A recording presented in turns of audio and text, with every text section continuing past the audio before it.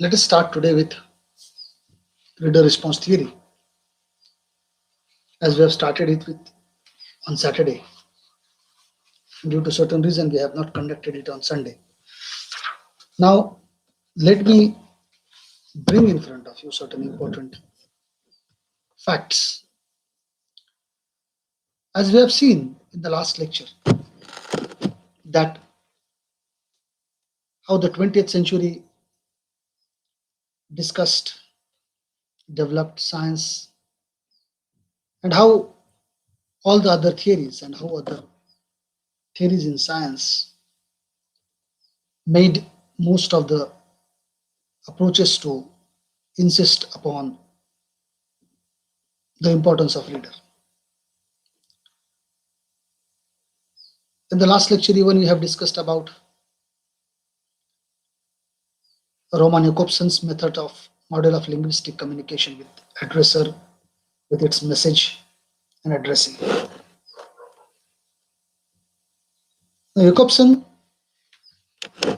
believed,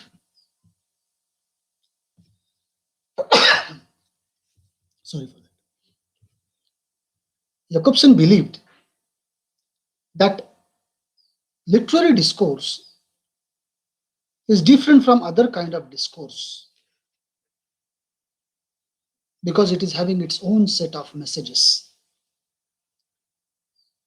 For example, a poem is about itself, its form, its imagery, its literary meaning. Poem deals with all those things before it is about any poet or about any reader or about the world. The poem carries all those things in it. If we, however, reject formalism and adopt perspective of the reader or audience, the whole orientation of Jakobson's linguistic model or diagram, addresser, he communicates a message, reaches to addressee, a very linear diagram. Now, from this angle,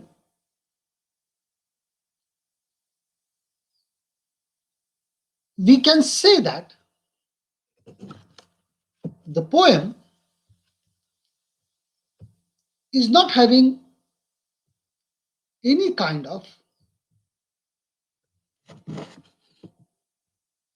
its own real existence until it is read.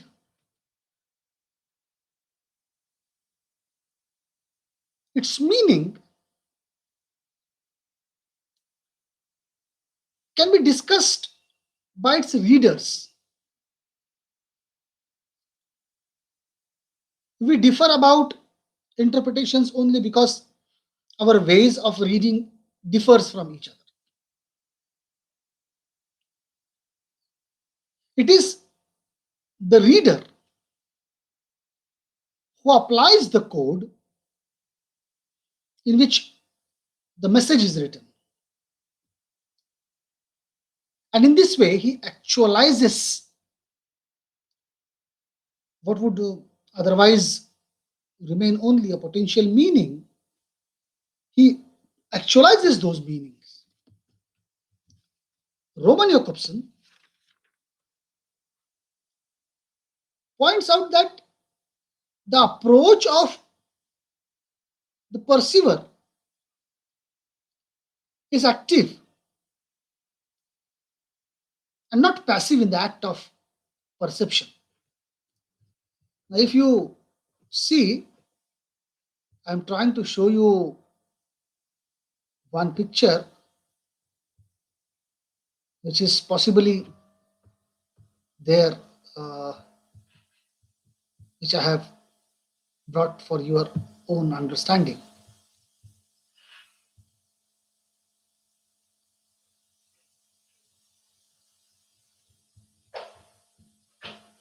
And I'm trying to show that picture to you.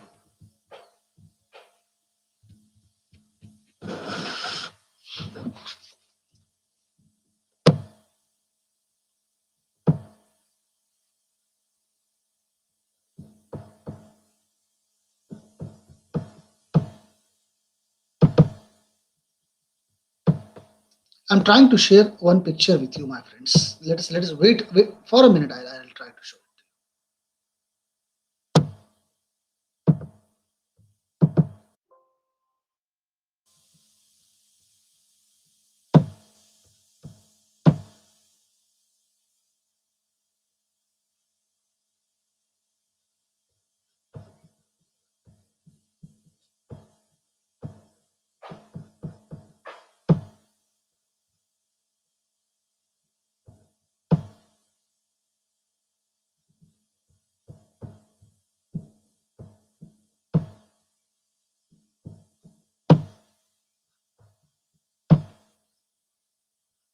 Now I hope that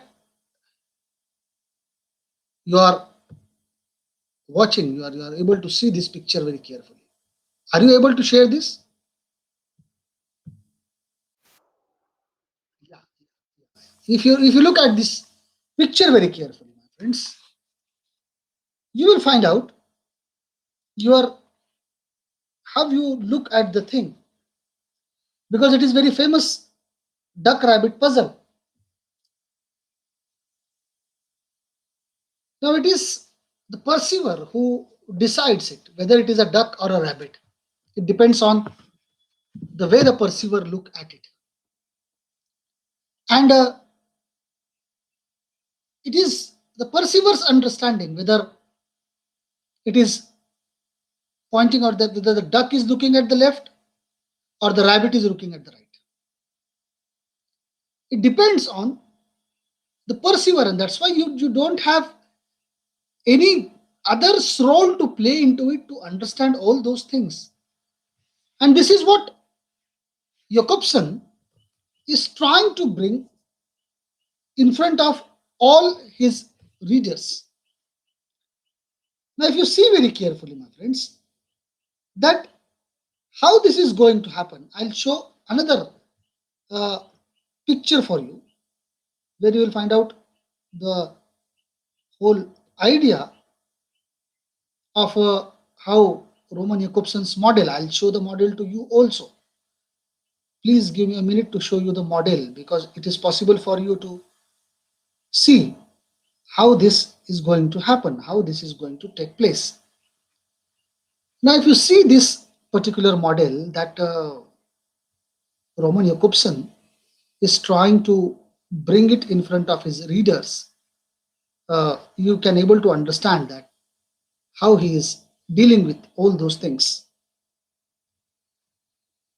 Now, if you can able to see this picture, I'll stop it and then I'll show you another picture. Now, if you see very carefully, my friends, this is the image where you are going to find out, where you are going to search out that how this particular thing will take place. Now, I'll show you Jacobson's model, which I'm talking from a long time to you. And if you see this Roman Jacobson's model,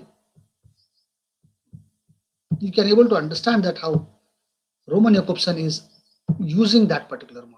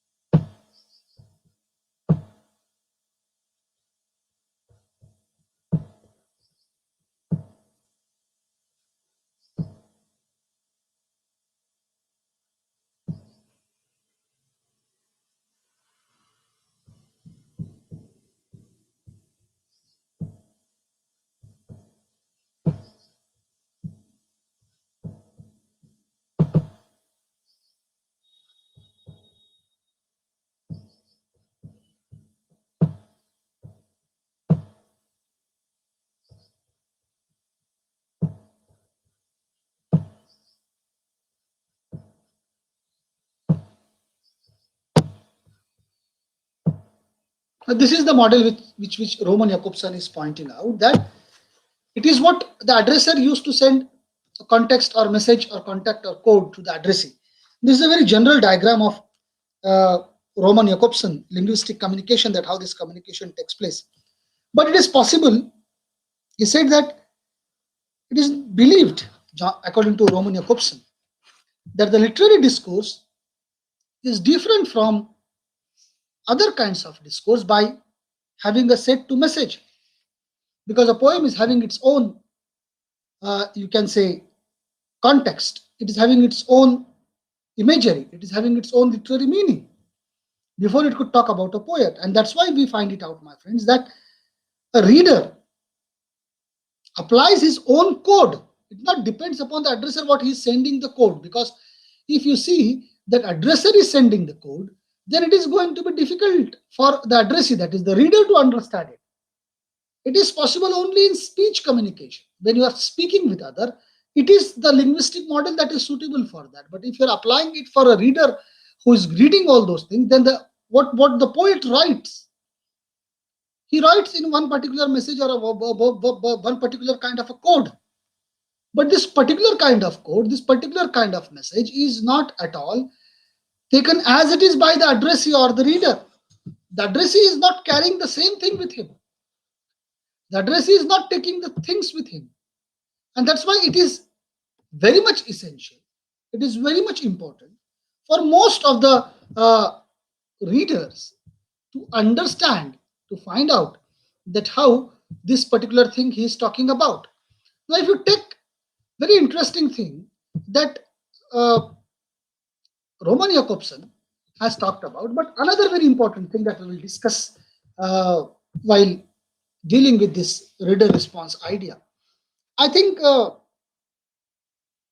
you have seen a system where electronic numericals on electronic display. Have you seen it? Because in an electronic display, if you see the numericals coming with one small line, then another line, then another line, then another line. It is making up of lines. And one number 8 is constant there. The numbers are moving, the lines are disappearing, and so that you can able to find out the number. The basic configuration of that particular thing is with the 7 segments. And these 7 segments, if you see very carefully, I'm trying to show it to you again with a presentation, so that a very small thing, so that you can able to find it out. Uh, I hope that you can able to get that particular thing very carefully.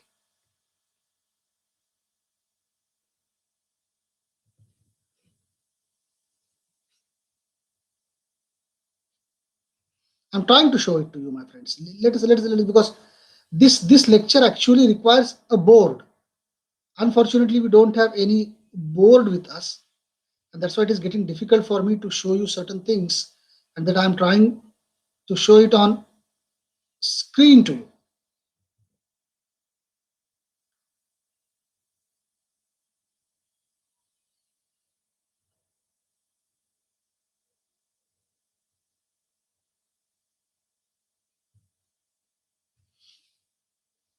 I'm trying to show it to all these things on screen to you. It will take a little bit of time to show you on the screen, because it is difficult sometimes to bring all those things to you directly uh, on screen with a sense of computer and all those things. It is a little bit difficult for me to bring out all those things directly, because somehow I have tried to show it to you on screen. Now let us. I'll show once again the sort of thing that you can find it out in uh, electronic display. I hope that you have seen that electronic display, but I'm trying to show it to you once again, that electronic display. And let us hope that I can able to share this with you. Uh, I'm sharing this thing with you, my friends.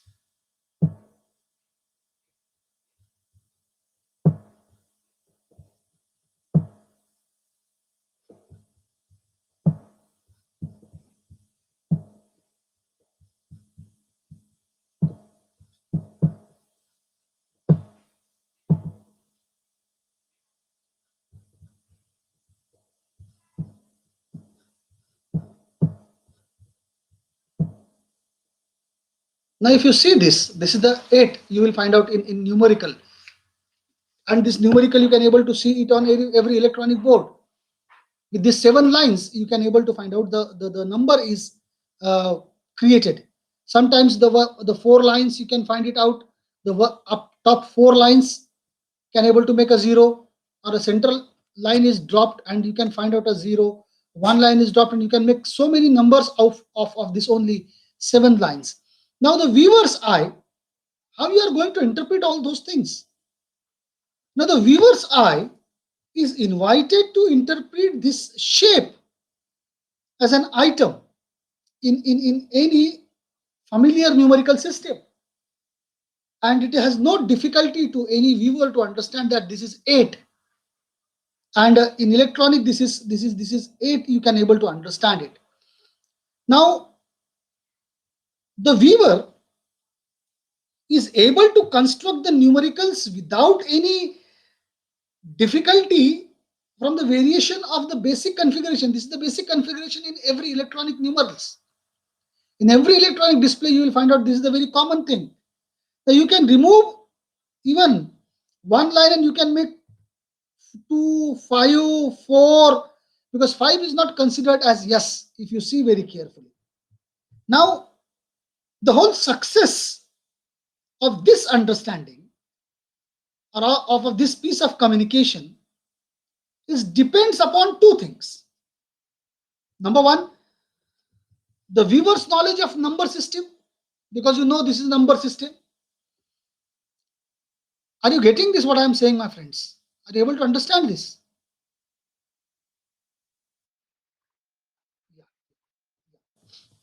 So, the success of this piece of communication depends on two things.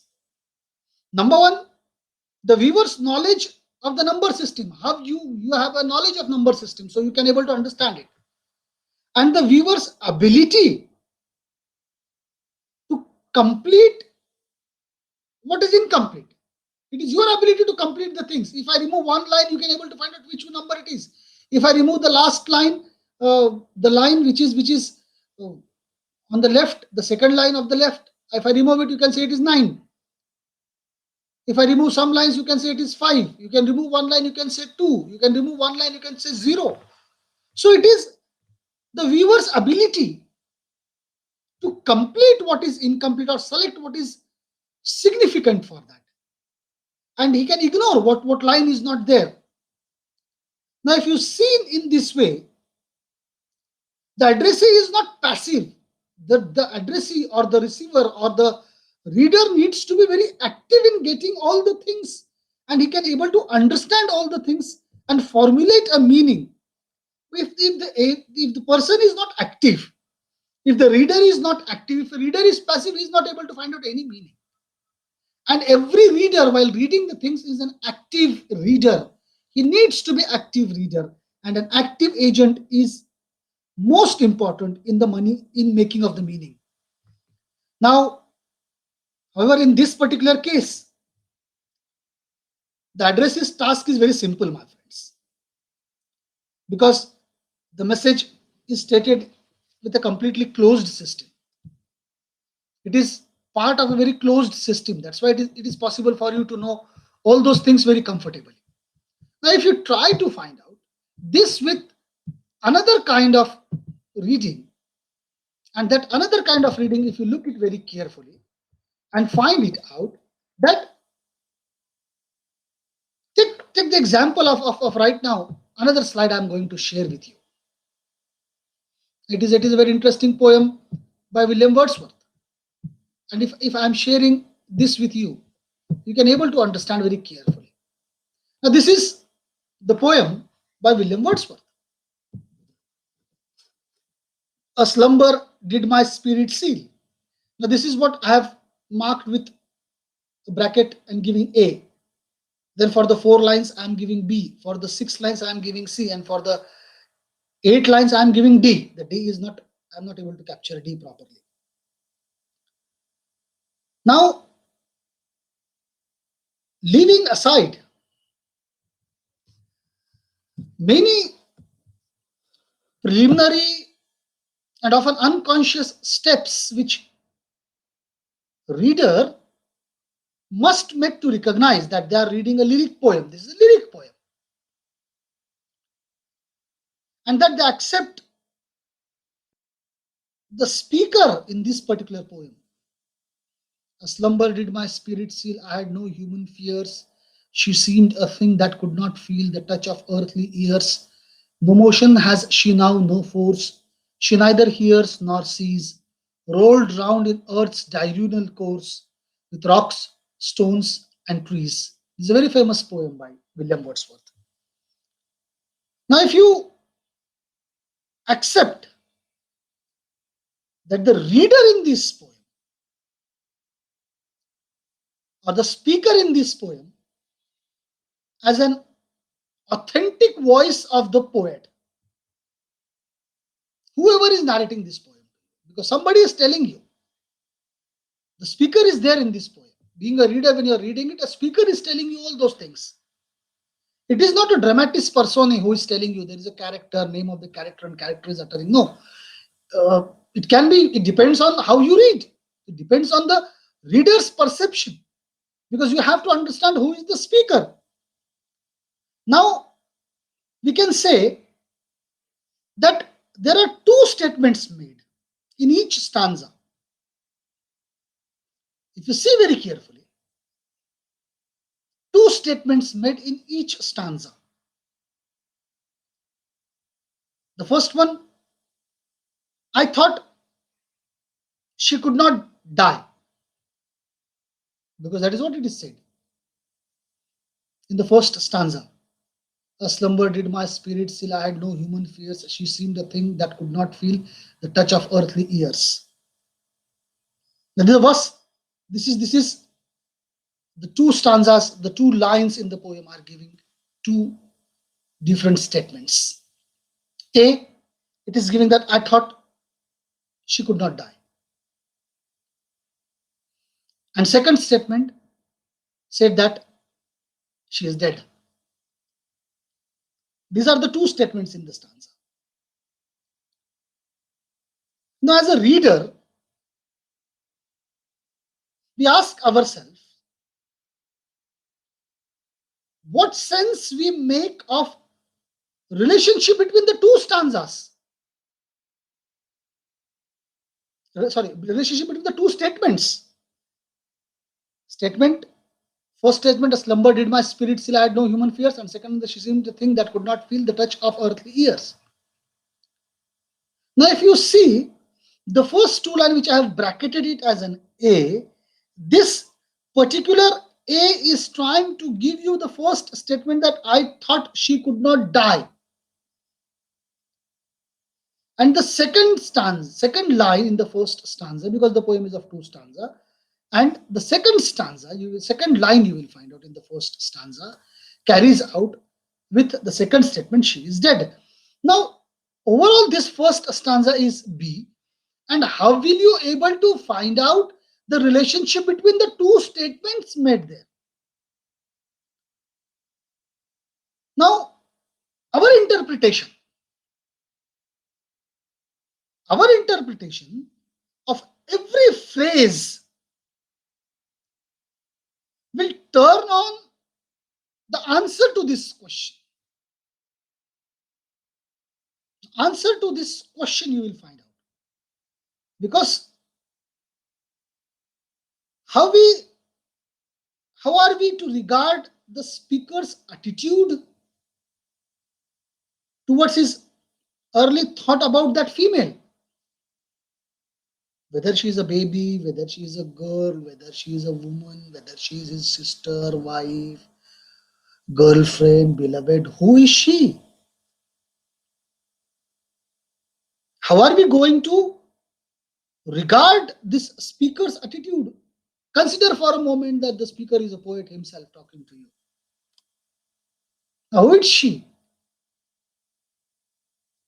Is it good and sensible that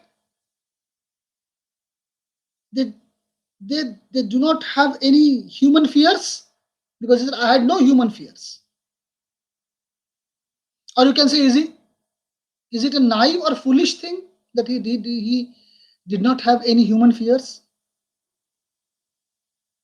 Or is the slumber which sealed his spirit a sleep of illusion? Or you can say an inspired reveil, whether he's inspired by that thing? Does the word she seemed in the third line, does she seemed suggests that she had all the visible marks of immortal being, or the or it is a mistake of the speaker? Because she seemed, he's saying, she seemed. Is it the mistake of the speaker, or she had a visible marks of immortal being? What exactly it is? Now, if you go to the second stanza, no motion has she now, no force, she neither hears nor sees, rolled round in earth's diurnal course with rocks and stones and trees. If you see the second stanza, certain questions are also in our mind regarding to the second stanza. Does the second stanza suggest that she has no spiritual existence in death, and she is reduced to mere inanimate matter? Now, if you see the first two lines of the stanza, you will find out, my friend, they invite this particular view that she becomes an inanimate thing. And the last two lines, they open another possible interpretation for us. What is the possible interpretation? That the last two lines says that uh, either she has become a part of natural world and partakes of an existence with some greater sense. She becomes part of the nature, and she has taken a sense from the nature, and she's rolling with the nature. She's becoming part with the nature. Now, if you see some sense, a greater sense, the spirituality that you will find out in stanza number 1, where our individual motion and force are now subsumed. A slumber did my spirit seal. I had no human fears. She seemed a thing that could not feel the touch of earthly ears. Up to B, if you find it out. And if you add the C into it, you will find out that here you can able to confirm the meaning of the first two lines, that she is not having any force right now. That's why spirit is sealed. She cannot hear or see, because that's why she is not having any sort of fears at that moment. She is inanimate thing. Now, what happens to her? That she touch of the earlier, she could not feel touch of earlier because she become part of the earth, and that's why she become a part of the grand motion that the earth used to take. Now, from the perspective of reader oriented criticism, the answer to these questions that we have raised after reading this particular poem, it cannot simply be derived from the text only. You cannot find out these meanings only from the text. How can you able to get the meanings from the text? It is difficult for you to get the meanings out of this particular text, because the meaning of the text is never self-formulated. The reader must act upon the textual material in order to produce meaning. He has to find out the textual meaning out of this out of this textual material, he has to find out the meaning of that particular thing.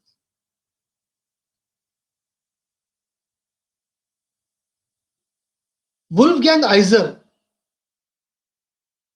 one of the very famous theorist, reader-oriented theorist, he argues that literary texts always contain blanks which only the reader can fill that blank space.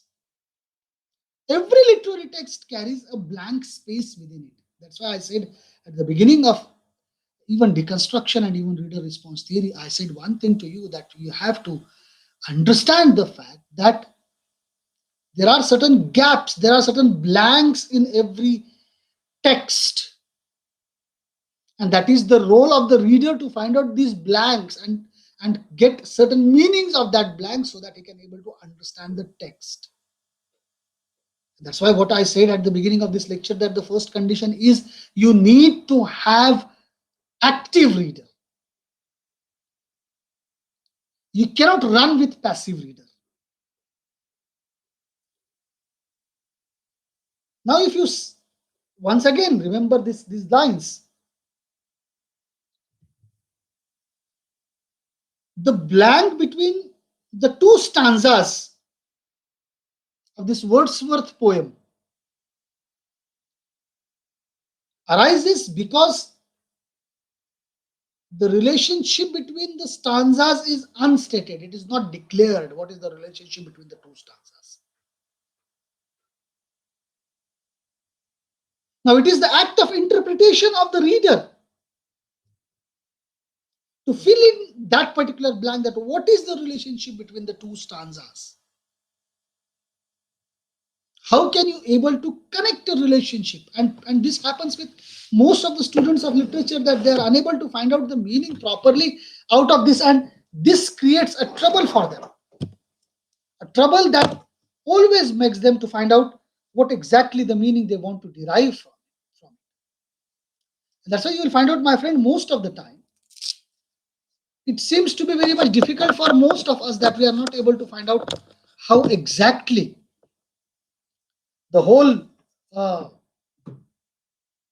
idea is taking place.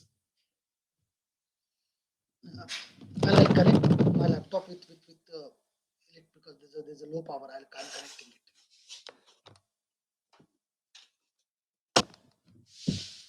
Now, if you see very carefully, my friends, this possible blank that you will find out in any text, you will able to understand this fact, my friends, that this interpretation which the reader needs to find it out, this is one of the most problematic question in understanding of this particular theory. Why there is a problematic question? Why there is a problematic question in? Because the problem for the theory, it centers on the question of whether or not the text triggers the reader's act of interpretation. Whether the text, does the text have any sort of triggering capacity in it?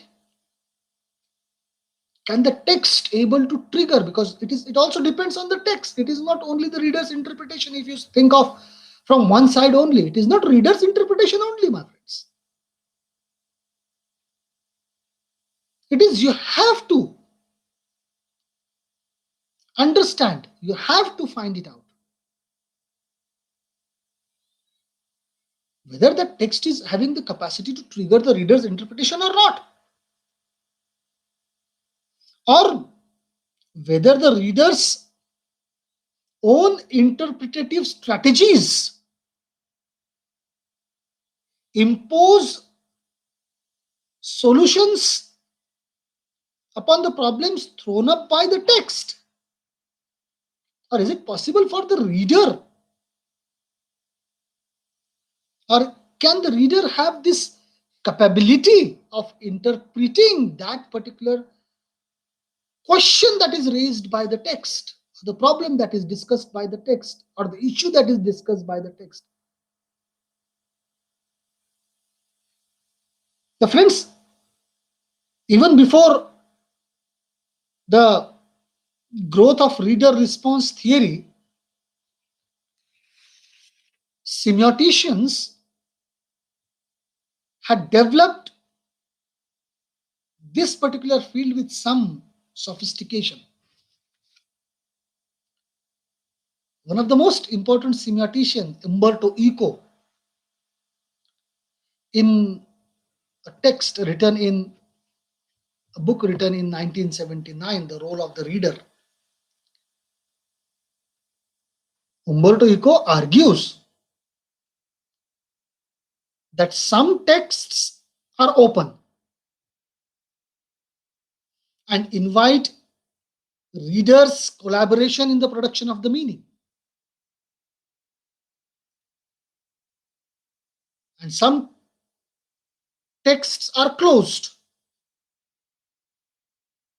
Closed text, for example, comics, they're closed text. The end you are knowing it. Or fairy tale, closed text. Or detective fiction, closed text is the best example. And they predetermine the reader's response because they know how reader will run and what sort of response they can able to. Umberto Eco, he also speculates on how the codes available to the reader to determine what the text means as it is read.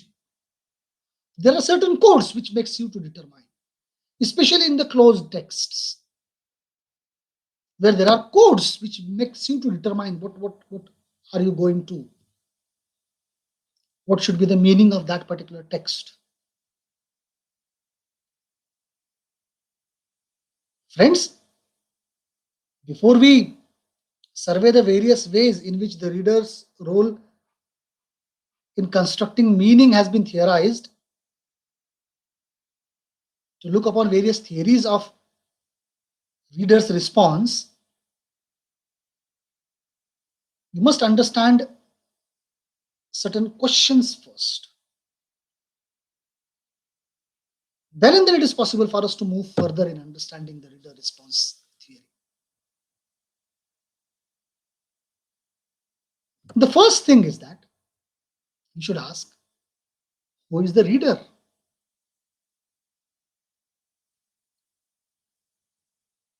The one who reads? The one who sees? The one who experiences? Who is the reader?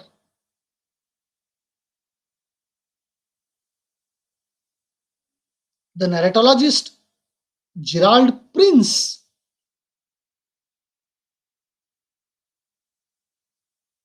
asks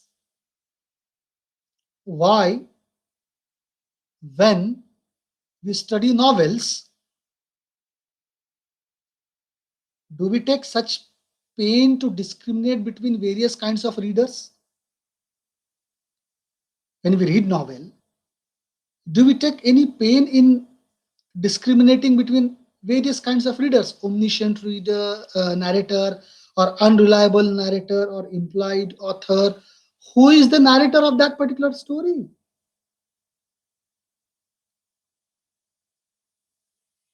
We never ask questions about the different kinds of persons to whom the narrator addresses the whole discourse, to whom he is addressing.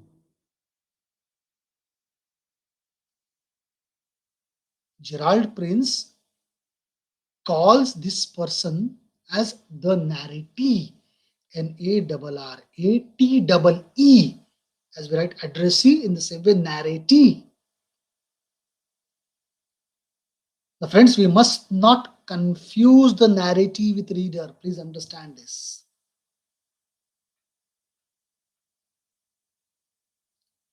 The narrator may specify a narrative in terms of its gender. Narrator may specify a narrative in terms of its gender. Dear madam, dear sir, is a narrative there. When you write an application, you say dear sir or dear madam. The narrative, you're pointing out to someone.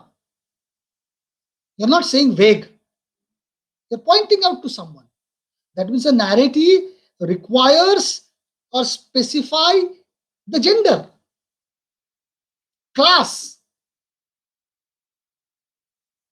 gentleman, gentlewoman, ladies, or the narrator may specify the situation. He may specify the race, whether he is white, or his age. The narrator tries to specify the narrative in the novel. Who is going to tell you all those things?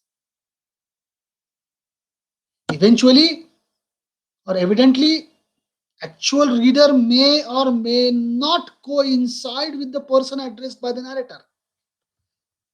Narrator has pointed out towards narrative, but it is not essential. It is not compulsion that the reader who is reading that he may immediately relate with the narrative that the narrator is talking about. Now, for example, an actual reader may be black, male, a young factory worker who is reading that text lying on a bed.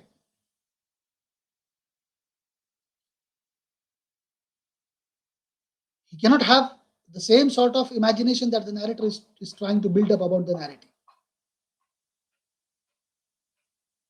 Now, again, the narrative is also distinguished from the virtual reader. Virtual reader, the sort of reader whom the author has in his mind. When writing certain things, the author is having some readers in his mind. And there is an ideal reader, because a perfectly insightful reader who understands what exactly the writer is planning to move, that is called as an ideal reader. These are the two: virtual reader and ideal reader. You will find it out. So there is narrative, and please understand, narrative and reader both are different, not the same. So the narrative may be specified, but the reader need to understand that the narrator or the writer has specified the narrative. If he can able to understand it, then it's okay. He's an ideal reader. But most of the time, virtual reader, because narrative is distinguished from virtual reader and the ideal reader. It depends upon that the two kinds of readers. Now, how do we learn to identify narratives?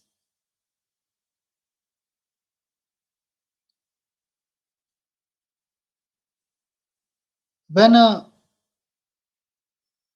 novelist Anthony Trollope writes,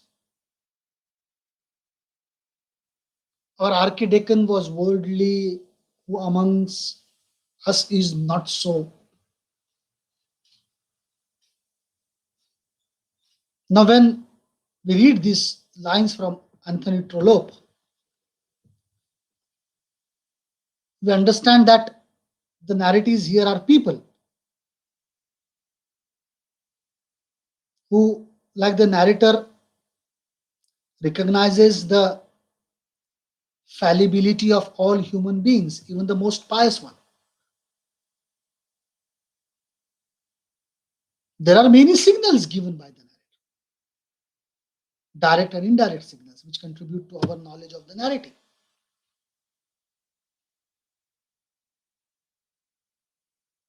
The assumption of the narrative may be attacked, supported, or you can say queried, or solicited by the narrator, who will strongly imply the narrative's character.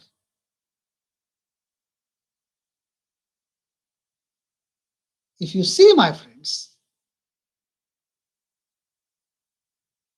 narrative a narrator, when apologizes for certain inadequacies in the discourse, there are certain inadequacies that narrator apologizes in one way or another.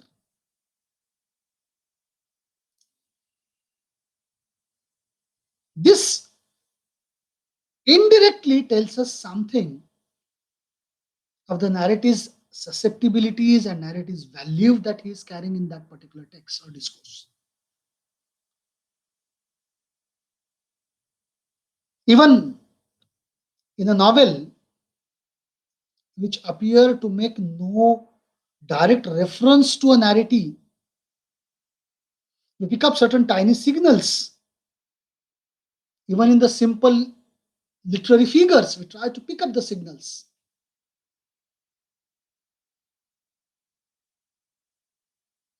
The second term of a comparison, when a reader reads, for example,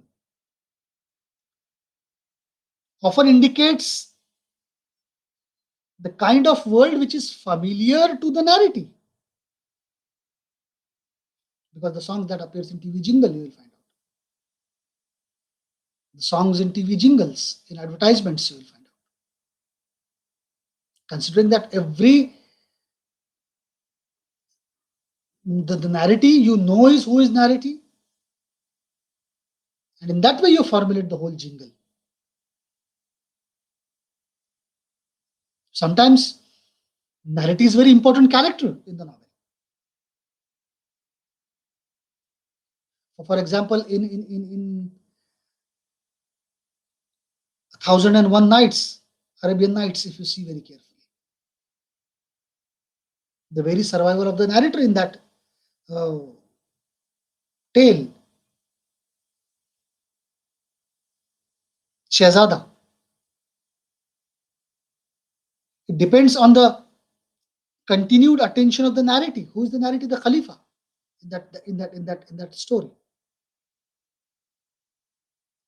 Because if he loses interest in her story, she must die. That is the condition, and that's why she is narrating the stories for 1001 Nights. The Shehzadi is the narrator. And who is narrating? The Khalifa, to whom she is narrating the whole story. Now, the effect of Gerald Prince's elaborated theory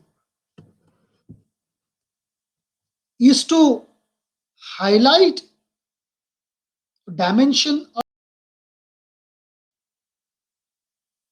because this dimensions of narration had been understood intuitively by the readers, but which had remained undefined. You are not defining it. And that's why you'll find out Prince contributes to the reader-oriented theory by drawing attention to ways in which narratives produce their own readers or listeners. The text produce its own readers and listeners, who may not or who may coincide with actual readers. We are actual readers, but the text itself is having its own listener into it. As I have given you the example of Shehzadi and Khalifa, that they are narrating the story to him. Instead of actual readers, you will have already reader or listener into it, that story.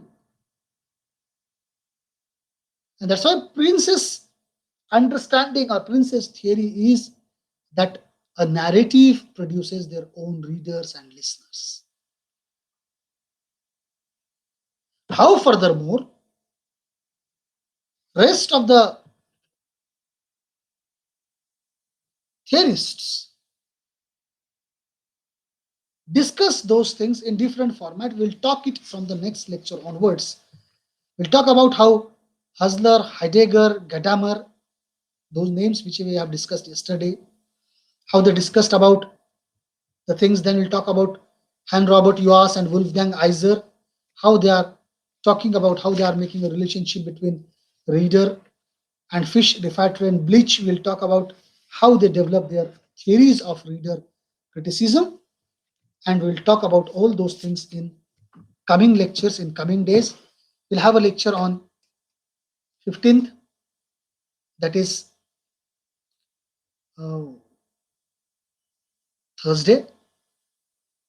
Friday and Saturday we'll have the 3 lectures consecutively so that we can able to come to an end with reader response criticism. And then I will take a brief lecture on prosody in and then phonetic transcription, and then we'll stop and I'll have an examination on structuralism and post-structuralism, a brief examination of 10, 15, 20 questions, multiple option questions, so that we can able to come to an end with the course.